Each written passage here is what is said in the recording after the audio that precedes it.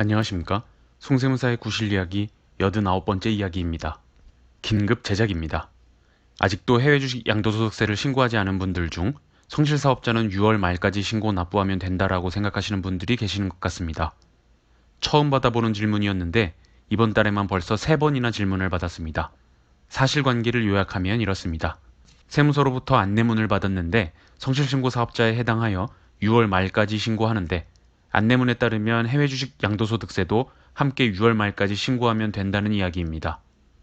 일반적으로 이런 상담은 고객들이 국세청 안내문을 잘못 해석했거나 오해했다고 생각하는데 우선 고객으로부터 받았다는 안내문을 읽어보니 다음과 같습니다.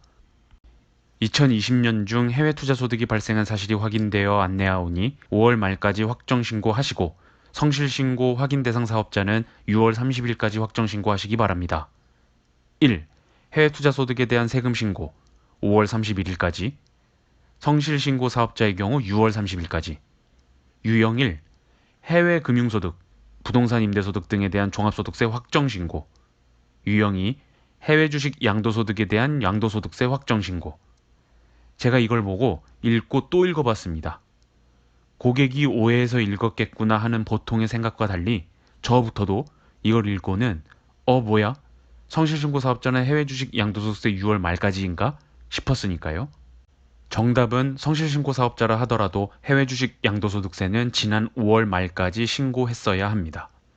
국세청 안내문을 누가 만들었는지 너무 못 만들었는데 이걸 올바르게 해석하면 이렇게 안내문을 읽어내야 합니다. 성실신고 사업자라고 하는 것은 단어 그대로 사업자이어야 합니다. 즉 사업소득이 있는 사람으로서 종합소득세 신고 의무 있는 사람인데 성실신고 사업자는 종합소득세 확정신고를 6월 말까지 하도록 되어 있습니다.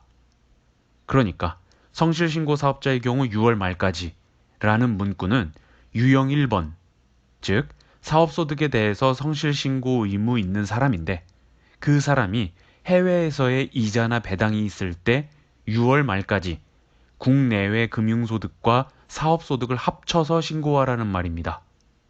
따라서 유형 2에 의한 해외 주식 양도소득이 있는 사람은 종합소득 중 사업소득으로 과세되는 사람이 아니고 분류과세되는 양도소득으로 과세되는 납세자니까 성실신고 사업자인지를 따질 필요 없이 원칙적으로 당연히 5월 말까지 신고해야 하는 거예요.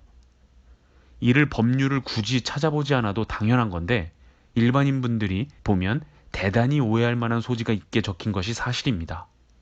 납세자들이 안내문 내용을 오해하는 사유를 추정해보면 이렇습니다. 우선 일반적으로 납세자들은 성실신고 사업자가 사업소득이 있는 자로서 종합소득세 신고 의무가 있는 사람이라는 것과 별도로 그 자가 양도소득이 있는 경우에는 따로 양도소득세로서 신고해야 한다는 구분을 하기 어렵습니다. 종합과세와 분류과세의 개념을 이해할 수 없기 때문이죠. 이 안내문은 세법을 아는 사람이 만들었을 테니까 성실신고 사업자에 해당하면 유형 1번인 해외 금융소득 있는 자들에게만 적용되는 것으로 이해하겠지 하고 당연하게 생각했겠죠. 또한 표현도 1번에서 해외 투자소득에 대한 세금 신고라고 해놓고 5월 말까지 괄호 안에 성실신고 사업자의 경우 6월 말까지라고 기재해 놓은 것도 본문에 이어서 다시 한번 오해하게 쓰였습니다. 성실신고 사업자는 유형 1에 해당할 수도 있고 유형 2에 해당할 수도 있겠구나 충분히 생각할 수 있어요. 사실 괄호 안에 성실신고 사업자는 6월 말까지라고 한 표현은 유형 1에 해당하는 납세자한테만 적용되는 것인데 말입니다. 안내문 뒤편에 이에 대한 설명이 자세하게 쓰여져 있다는데 어떤 납세자가 안내문 받고 뒤편까지 자세하게 읽어봅니까?